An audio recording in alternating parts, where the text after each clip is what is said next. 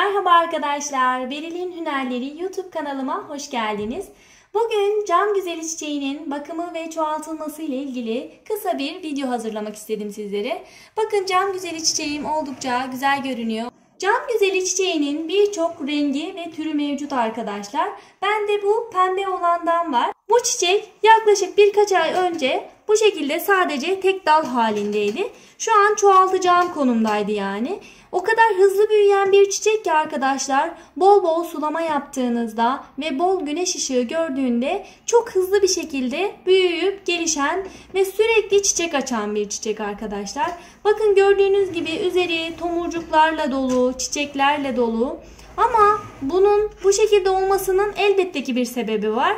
Nasıl bu şekilde sürekli çiçek açıyor? Özellikle ona değinmek istiyorum arkadaşlar. Cam güzeli çiçeği çok hızlı büyüyen bir bitki, az önce de belirttiğim gibi. O yüzden hızlı büyüdüğü için siz budama yapmazsanız bitki sürekli gelişim gösterir ve çiçek açması yavaşlar, fazla çiçek açmaz. Bu aşamada bol bol budama yapmanız gerekiyor. Peki budama yaparken nasıl budama yapacaksınız? Bundan da bahsetmek istiyorum.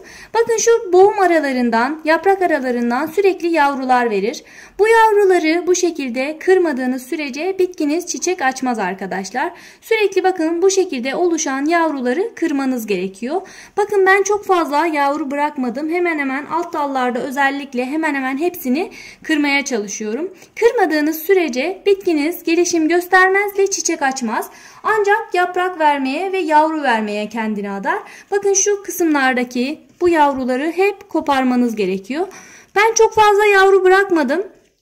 Daha önceden de gerekli budamalarını yaptım. Ama bakın yine de sürekli yavrular oluşuyor. Şu yaprak aralarındakilerin hepsini koparmanız gerekiyor. Tabi buna kendiniz göz kararı ayarlamalısınız. Yani bakın mesela nereye doğru uzamasını istiyorsanız oradan birkaç yaprak bırakarak, birkaç yavru bırakarak gelişmesine destek olabilirsiniz. Peki nasıl koparacaksınız? Bunu da göstereyim. Bakın özellikle şu mesela çok açıkta görünüyor. Bakın burada bir yavru çıkmış, burada bir yavru çıkmış. Bunun ikisini aynı anda kırmanıza da gerek yok. Bir tanesini koparsanız yeterli olur. Amaç bitkinin yavruya değil de çiçeğe ağırlık vermesini sağlamak. Çünkü yavruya sürekli ağırlık verirse yavruyu büyütmeye çalışır ve çiçek açması konusunda çok fazla gelişim göstermez. Bakın oldukça güzel ve çiçekli. Ben çok fazla dediğim gibi yavru bırakmıyorum. Şöyle bitkinin sadece görüntüsünü güzelleştirecek derecede biraz yavrular kalıyor. Sadece küçükleri değil, aynı zamanda büyük olanları da kırabilirsiniz.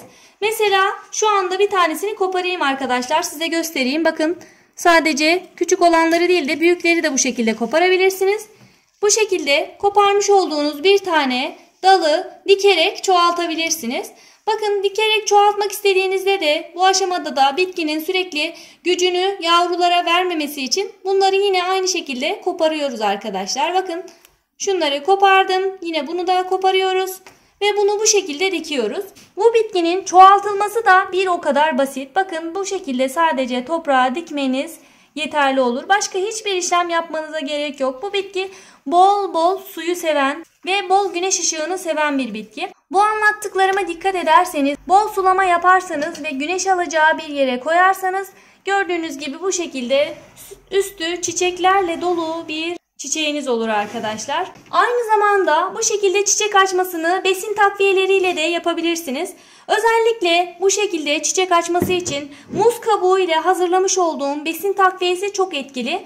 Muz kabuğu yüksek oranda potasyum içerdiği için bunu süzüp bitkilerinize verdiğinizde oldukça fayda sağlayacaktır ve sürekli çiçek açmasını sağlayacaktır arkadaşlar. Muz kabuğuyla hazırlayabileceğiniz bitki besininin tarifi de yine kanalımdaki videolar arasında mevcut. Yukarıdaki linke tıklayarak onu da izleyebilirsiniz arkadaşlar. Bu ve buna benzer birçok bitki besini tarifiyle ben de çiçeklerimin sürekli çiçek açmasını sağlıyorum. Kesinlikle hazır bitki besini kullanmıyorum arkadaşlar. Siz de evinizde olan malzemelerle bitkilerinize besin takviyelerini yapabilirsiniz. Zaten besin takviyelerinin içeriğinde olan şeyler evimizde olan birçok şeyler. Onları kullanarak bitkilerinizin sürekli çiçek açmasını sağlayabilirsiniz. Özellikle yumurta kabuğu da çok etkili arkadaşlar. Bakın yumurta kabuğunu da ben toprağın içine biraz ekledim. O da bol bol çiçek açmasını ve çiçeklerin büyük büyük güzel güzel açmasını sağlıyor. Bunu da kesinlikle tavsiye ederim arkadaşlar. Çoğaltılması konusu da gördüğünüz gibi çok basit. Bu aşamadan sonra sulamasına dikkat ederseniz çiçeğiniz kısa bir süre içerisinde büyüyecektir. Bugünlük de anlatacaklarım bu kadardı arkadaşlar. Siz de bu anlattıklarıma dikkat ederek çiçeklerinizin bol bol çiçek açmasını ve gelişmesini sağlayabilirsiniz. Yeni videolardan haberdar olabilmek için kanalıma ücretsiz olarak abone olabilirsiniz. Ayrıca soru ve görüşlerinizi bana yorumlarda iletirseniz elimden geldiği kadar herkese yanıt verip yardımcı olmaya çalışırım. Ayrıca Instagram hesabımdan da ulaşmak isterseniz Beril'in Hünerleri Instagram hesabımdan da bana ulaşıp soru ve görüşlerinizi iletebilirsiniz arkadaşlar. Bugünkü videonun da sonuna geldik. Çiçek ve bahçe bakımına dair yepyeni bir videoda görüşmek üzere. Hoşça kalın.